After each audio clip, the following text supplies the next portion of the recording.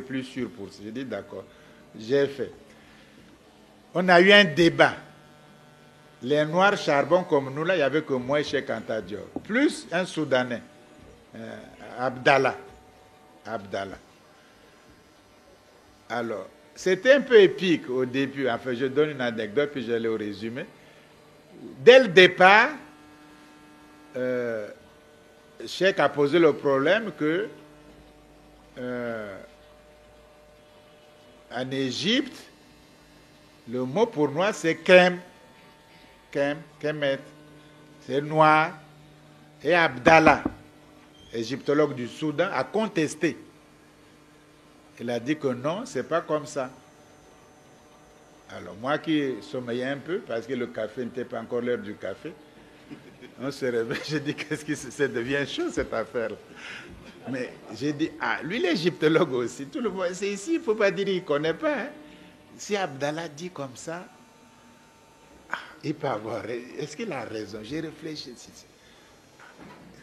c'était pas possible. Mais pourquoi il dit ça? Apparemment, il a tort, mais je sais pas. Il ne faut pas dire que tu as tort, il faut attendre d'abord. Cheikh dit que c'est pas comme ça, Abdallah. Les deux, bon, on est mollo. On a dit un grammairien qui était là, Soneron, connaît la langue, l'égyptien, il a une grammaire égyptienne. Cheikh dit, bon, écoutez, si des gens se trompent sur le mot noir, il y a des choses plus compliquées. Donc, si on s'arrête là, ce n'est pas la peine. Moi, je sors avec Obengon, s'en va. Parce que ce n'est même pas la peine de faire le débat. Déjà, si on se trompe sur le simple mot, oui, il y aura plus compliqué. Donc, ce n'est pas la peine. Donc, nous demandons au professeur Soneron de trancher ce problème avant de commencer. Sinon, nous, on s'en va. Moi, j'ai dit cette affaire-là. Je me redresse encore sur la chaise parce que c'était par haut alphabet. Le clan Obengan a duré Soneron. Nous, on était, Cheikh était de l'autre côté, là, les Diop, l'Abdallah, etc. J'ai dit, c'est pas possible. Et Soneron était un peu hésitant. Le Cheikh a insisté, il a dit, non, monsieur Soneron, s'il vous plaît, vous devez vous prononcer parmi nous là, vous êtes le grammairien, il faut vous prononcer avant qu'on continue, sinon ça ne sert à rien. Parce qu'il y aura plus difficile qui va venir. Déjà, on ne connaît même pas le mot égyptien pour dire noir. À quoi c'est de s'asseoir ici? Non, je pars. Je retourne à Dakar.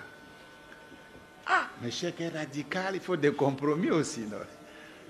Bon, Soneron se décide à la fin. Il dit oui, effectivement, quand il y a les nomenclatures de couleurs égyptiennes, Kem rentre dans la catégorie du noir. Enfin, on fait toujours le malin, quoi. C'est noir. Bon, enfin. Il voulait dire que c'est noir. Bon, Cheikh a dit, bon, d'accord, c'est noir, vous voyez bien que... Donc, on peut continuer le débat. J'ai dit, ouf, et après j'ai dit à Abdallah, pendant la question, j'ai dit, mais toi, Abdallah, pourquoi tu dis des choses comme ça? Tu sais que c'est faux, et tu insistes. Il faut être honnête, parce que le débat, c'est pas comme ça. Il a dit non, j'ai dit non. Parce que quand même, tu mets le trouble pour rien. Tu es égyptologue, tu connais. Ici, c'est l'égyptologie. Quand quelqu'un parle, c'est pas... c'est sérieux, il faut être sérieux. Après, chaque fois, il me demande, oh, mais comment va Cheikh? Chaque fois, il me demande si on se voit dans les conférences intéressantes d'égyptologie. Oh, comment va Cheikh? J'ai dit, toi, tu n'es pas sérieux, Abdallah. Enfin, bref, le problème est le suivant. On a discuté le problème. La couleur de la peau des Noirs égyptiens. Est-ce que c'était noir ou blanc? Bon, les témoins oculaires, tels que Hérodote, tels que Aristote, dit que les Égyptiens sont noirs et crépus. Ils sont la peau noire, les cheveux que Mélanchrès est ici, Caille ou Litriquet. C'est-à-dire ils ont la peau noire, la couleur de la peau noire, et les cheveux contournés en tire-bouchon. Quand je prends le cheveu d'un blanc, un seul, je le mets ici. Quand je prends le cheveu d'un noir qui n'a pas défrisé, je le mets ici. Le cheveu du noir est contourné en tire-bouchon comme ça. Le cheveu du blanc est droit. Les nôtres deviennent droits quand les dames vont se défriser. Tu vois? Mais tant que ce n'est pas défrisé, c'est tout comme ça. Contournant au litriquaise. Et c'est ça qu'Hérodote dit. Il a vu les Égyptiens, pas momies, mais vivants. Au marché, au temple, dans la rue, etc. Il le dit.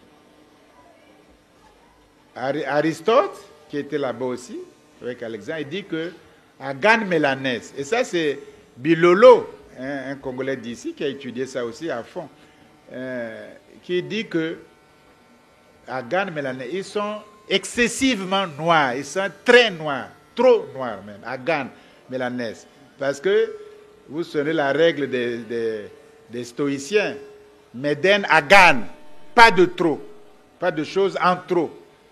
C'est Meden Agan, c'est Agan. Pas trop, ne fais pas trop. N'aime pas trop la bouffe. Ne fais rien de trop. Pas trop, n'abuse pas. C'est la règle des stoïciens. Donc le mot Agan, c'est trop. Ils étaient trop noirs, ils sont trop noirs. Bon, ça, qu'est-ce qu'en pensent les réductions actuelles? Que, bon, Cheikh Anta doit faire des coupes de dosage de momie.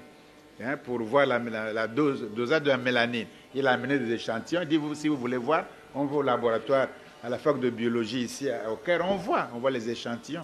On voit le dosage de la mélanine. Bon, même mieux, Manchester, Liverpool, école de médecine, l'école de Manchester aussi et Liverpool aussi, ils ont pris les mêmes échantillons pour doser la mélanine différente. Et le résultat était le même. Le même échantillon divisé en deux, et les deux ont fait indépendamment, le résultat est le même. It was not brown ou dark, mais black, donc noir. Enfin bref, ça c'est la couleur de la peau. On passe à la langue. Ils disent oui, l'Égypte est en Afrique si vous voulez, c'est pas au Proche-Orient. Bon, si vous voulez, c'était noir comme vous, si vous voulez, mais ne confondez pas race et culture. Ils peuvent être noirs comme vous, mais pas la même culture, parce que la langue qui exprime leur culture, l'Égyptien ancien, cette langue-là n'est pas apparentée à vos langues négro-africaines, mais plutôt apparentée aux langues sémitiques, comme l'acadien, le babylonien, l'hébreu, l'aramaïque, le phénicien, l'arabe, etc., etc., ou le sud-arabique, ou l'éthiopien, le guèze, l'amharique. Donc, mollo, hein, ils sont sur le continent africain. Bon, si vous voulez, ils sont bruns ou noirs comme vous, mais attention, ne faisons pas de confusion. Ils n'ont rien à voir avec vous parce que ce qui compte, c'est la culture. L'expression culturelle n'est pas la même. C'est une langue afro-asiatique.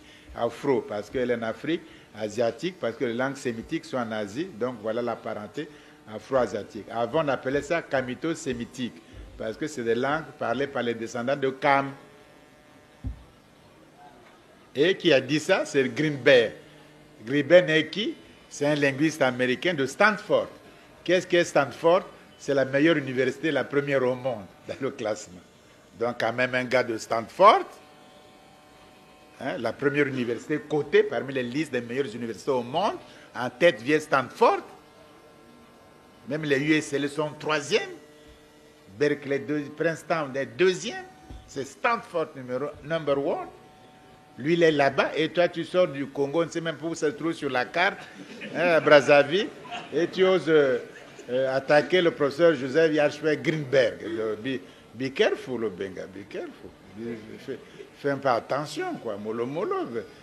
On aime bien les Africains passionnés, Africa, Malcolm X, Lumumba, ceci. Mais doucement, ici, c'est la science. Doucement. Tu as fait tes preuves, Greenberg, quand même. Ben, enfin, hein, n'attaquons pas pour attaquer. J'ai dit non, je n'attaque pas pour attaquer. Vous qui parlez de Greenberg, vous l'avez lu? Dit, on n'a pas besoin de lire Greenberg, tout ce qu'il fait bien. J'ai dit justement, quelle est cette épistémologie qui dit qu'on ne lit pas ce qu'un tel fait, ce qu'il fait, on ferme les yeux, c'est bien. C'est une mauvaise épistémologie. Moi, j'ai dit, j'ai lu Greenberg. Techniquement, voici ses défauts. Il aligne des vocables égyptiens ou acadiens ou d'autres langues là. Mais j'ai compté. Sur 100 vocabulaires qu'il prend, les mots égyptiens, c'est 74. J'ai compté 74 mots égyptiens. Et dans ces mots 14 égyptiens, il y a beaucoup de faux. Voilà, voilà. Et il y a beaucoup d'absents aussi. Il laisse blanc. Alors, donc, sa documentation est très maigre.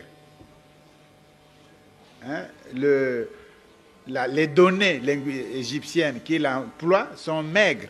Un.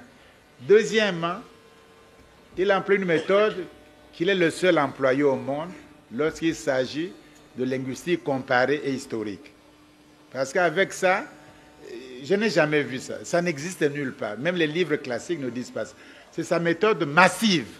C'est-à-dire, plus j'ai des faits, plus c'est vraisemblable. Or, il n'a pas beaucoup de faits, donc il a moins de vraisemblables du coup. Donc, le fait qu'il amène peu de faits détruit même sa propre manière de faire. Tandis que l'autre méthode, même si j'ai peu de faits, c'est leur analyse qui compte. Lui, Greenberg, il n'analyse pas. Voilà les défauts de sa méthode.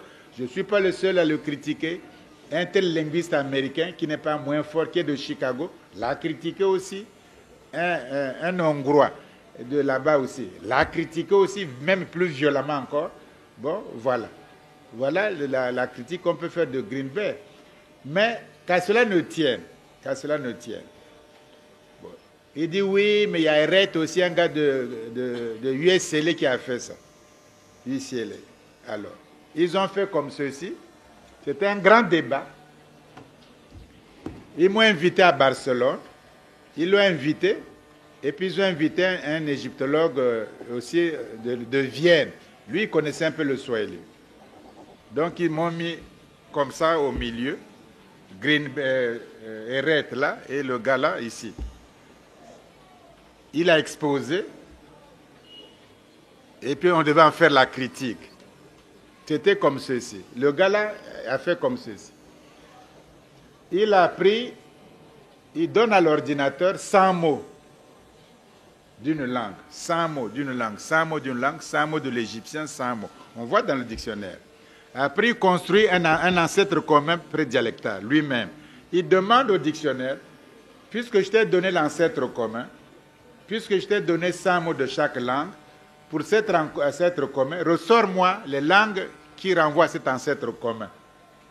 Je ne sais pas si vous comprenez le truc. Il a fait ça. Bon. Et puis il a laissé trop de blanc dans l'égyptien. J'ai dit, mais enfin. Bon, moi, ça ne fait rien, c'est le débat. Moi, je vais remplir les vides laissés par votre ordinateur, par vous, même pas par votre ordinateur. Et j'ai dit, bon, pas la peine de parler long, c'est un peu technique. Votre ordinateur a raison. Parce que quand vous dites, donne-moi la racine commune pour ça, l'égyptien ancien, il met blanc. Donnez-moi un coréen, il met blanc. Alors, si j'en remplis le blanc qu'il laisse, vous voyez bien que la parenté ne matche pas avec les langues de votre comparaison. Je l'ai fait la démonstration. Alors, comme ils avaient dit qu'on va tout publier, tous les résultats du débat, on va tout faire. Ils avaient mis des femmes là pour faire les vidéos, les films, pour enregistrer. Une dame espagnole bien pimpante devait faire diriger les modérateurs. Bon, ils ont appelé certains noirs contre moi. Ils ont monté je ne savais même pas, ils avaient monté ça. Et quand ils ont publié les actes, ils n'ont même pas dit que j'étais participant. Même pas. Il n'y a même pas mon nom, rien. Blanc, ils ont laissé tomber ça. Moi, je les ai appelés après, téléphoné, j'ai dit, mais vous n'êtes pas honnête.